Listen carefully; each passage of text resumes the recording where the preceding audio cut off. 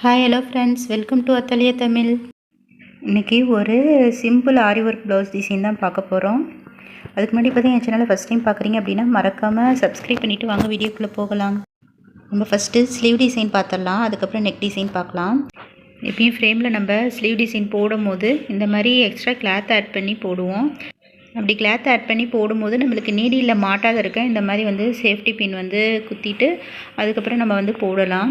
சிலர் இந்த இடத்துல 1 இன்ச்சு கேப் தான் விடுவாங்க இந்த ஸ்லீவ் டிசைனில். சிலர் 2 இன்ச்சு கேப் இந்த மாதிரி லைன் போடுவாங்க. 2 இன்ச்சு கேப்லாம் விட்டால் நம்மளுக்கு ஈஸியாக இருக்கும். இந்த மாதிரி பக்கமாக நம்மளுக்கு லைன் போட்டு அதில் ஒர்க் போடும்போது உங்களுக்கு அந்த கிளாத் மாட்டும். ஃபஸ்ட்டு நம்ம எப்பயும் ஆரம்பிக்கும் போது ஒரு பேக் செயின் போட்டு ஆரம்பிங்க. ஃபஸ்ட்டு செயின் 2-3 லைன் போட்டுக்கணும். டைரெக்டாக நம்ம பீடு எப்பயும் கொடுக்கக்கூடாது. நீங்கள் டைரெக்டாக பீடு கொடுக்கும்போது பீடு ஸ்டிச் பண்ணும்போது டேமேஜ் ஆகலாம். அதனால் ஒரு 2 or 3 லைன் இந்த மாதிரி போட்டுக்கோங்க.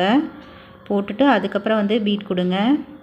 நீங்கள் ஜரியில் லைன் போட்டுட்டு பீட் கொடுக்கும்போது பீடும் உங்களுக்கு நேராக இந்த ஜரி லைன் மாதிரியே உங்களுக்கு நேராக கரெக்டாக வரும். சுகர் பீட் கொடுக்கும்போது எப்பயும் 2 பீடாக கொடுங்க. அடுத்தது சுகர் பீட் இப்போ கொடுத்து முடித்ததும் அடுத்தது நம்பர் 4 mm பீட் கொடுத்துருக்கேன். நம்பர் 4 mm பீட் கொடுத்துட்டு திரும்பவும் சுகர் பீட் ஒரு லைன் கொடுத்துட்டு இப்போ திரும்பவும் 4 mm பீட் ஸ்டிச் பண்ணுறேன். 4 mm பீடு 3 mm பீட்லாம் நீங்கள் ஸ்டிச் பண்ணும்போது 1 பீடாக ஸ்டிச் பண்ணுங்கள். 2 பீடாக நீங்கள் ஸ்டிச் பண்ணும்போது ரொம்பவே தூக்கிட்டுருக்கும் ஃப்ரேம்லேருந்து கிளாத் எடுத்த வாட்டியும். அதனால் எப்பயும் ஒரு பீடாக ஸ்டிச் பண்ணுங்கள். அடுத்தது 4 mm பீடு கொஞ்சம் கேப் விட்டு ஸ்டிச் பண்ணுறேன்.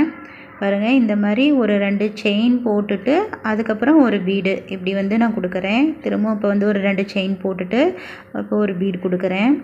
இந்த பீடை சுற்றி நான் சுகர் பீடு கொடுக்க போகிறேன். அடுத்தது 4 mm பீடு கேப் விட்டு ஸ்டிச் பண்ணலையா, அதை சுற்றி நான் சுகர் பீடு இந்த மாதிரி கொடுத்துக்கிறேன். பாருங்கள், ஒரு 1/2 ரவுண்டு மட்டும் நம்ம கொடுக்குறேன். இந்த மாதிரி 2 பீடாக ஸ்டிச் பண்ணுங்கள். இப்போ பாருங்கள், இந்த லைன் ஃபுல்லாக நம்ம கொடுத்துட்டோம்.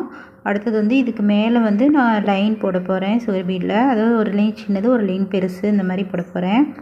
ஃபஸ்ட்டு நான் இந்த இடத்துலேருந்து ஆரம்பிக்கிறேன். பாருங்கள், இதுவுமே நீங்கள் கொடுக்கும்போது 2 பீடாக கொடுங்க. ஃபஸ்ட்டு நான் ஒரு 7 பீடு கொடுத்துருக்கேன். 7 பீட் கொடுத்துட்டு ஒரு 4 mm பீடு, அதுக்கப்புறம் ஒரு சுகர் பீடு இந்த மாதிரி கொடுத்து எண்ணாட் போட்டுக்கணும். நீங்கள் எண்ணாட் போடும்போது கரெக்டாக போடுங்க, இல்லைன்னா பீடு சீக்கிரம் உருவிட்டு வந்துடும். இப்போ அடுத்தது ஒரு 4 சுகர் பீடு நான் கொடுக்குறேன். 4 சுகர் பீட் கொடுத்துட்டு அதுக்கப்புறம் ஒரு 4 mm பீடு, அதுக்கப்புறம் ஒரு சுகர் பீடு இந்த மாதிரி கொடுத்துட்டு எண்ணாட் போட்டுக்கிறேன்.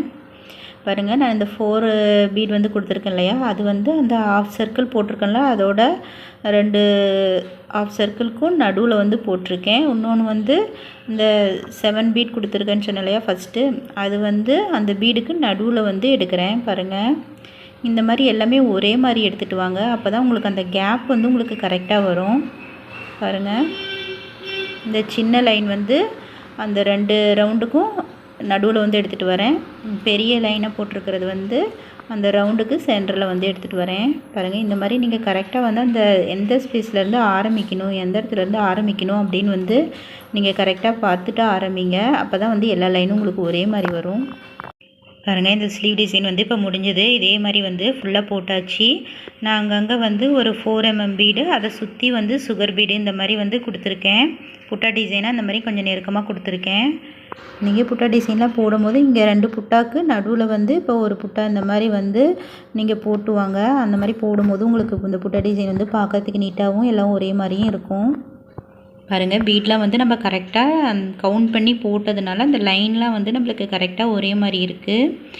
அடுத்தது நெக் டிசைன் பாருங்கள். நெக் டிசைனும் நம்ம ஸ்லீவ் டிசைன் மாதிரியே தான் போட்டிருக்கேன்.